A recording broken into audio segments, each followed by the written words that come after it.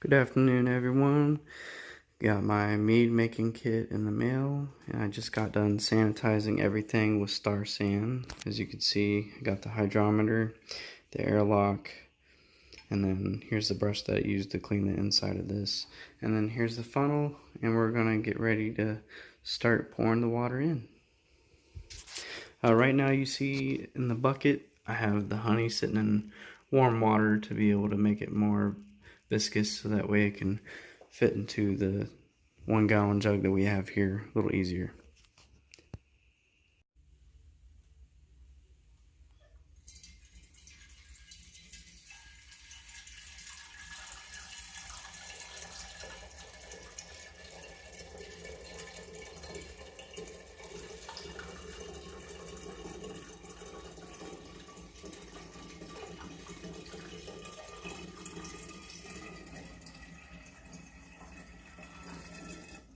Is add the rest of the water. So now what we're going to do is we're going to add the rest of the water. We're not going to fill all the way up to the top. We're just going to do about another third to make basically so that we can start pouring the honey.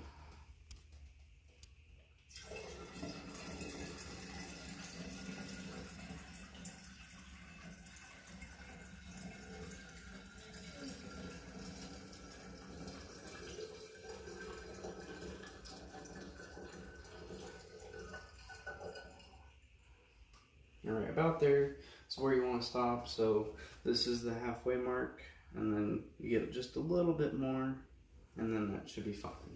So now what we're going to do is we're going to take the funnel off, start out with the honey. So I picked up some just user clover honey from the local food market here. I was going to get some actually from a bee farmer, but they didn't have any. They were all sold out. So here now we're going to start filling it with honey. It's recommended to do 3 pounds for a batch. This is what I'm doing, following the instructions here, so we'll see how that goes. I'm going to speed up the process so you don't have to watch.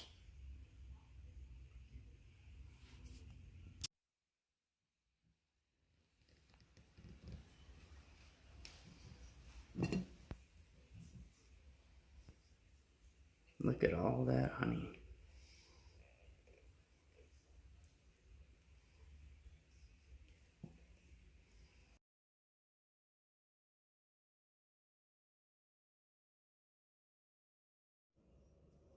Okay, so after we shook the gallon jug of the mead mixture, what we have here is a bunch of bubbles, and all that there are air bubbles. So we don't want to actually like mix the entire solution to make it so that the honey mixes with the water and that's all you're left with, because we want the yeast to be able to act with the sugars with the honey to be able to make alcohol. So what we're going to do is we're going to remove this stopper up top, and we have a bag here of Red Star wine yeast. Got this in my Ohio mead kit. So I'm basically just going to mix it straight on top, and then we're going to pour in the yeast nutrient. The yeast nutrient just basically helps out the yeast in the fermentation process.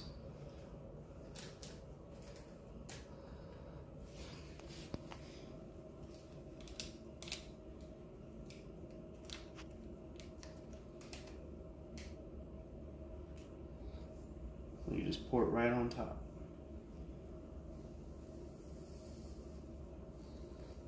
Try to get it all in there.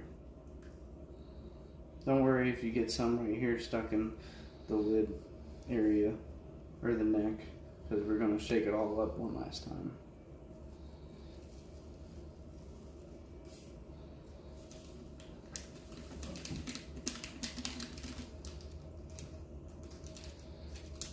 And yeah, just 1 teaspoon of this yeast nutrient here. Already sanitized it as well.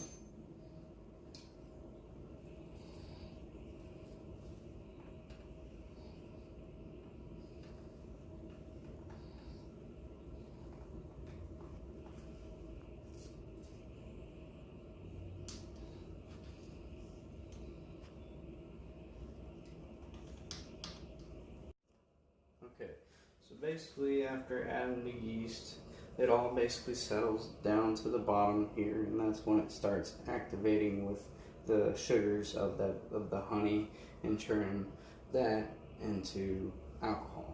And the carbonation that comes through here rises up and goes through this little airlock right here and escapes that way, but doesn't allow any oxygen to enter in. That's when you get fruit flies and just stuff that you don't want in your brew. So we're going to let this sit for about 2 weeks, and at the end, probably within about 5 to 6 hours, we're going to start to see some bubbling, and that's where you're going to see this start taking process.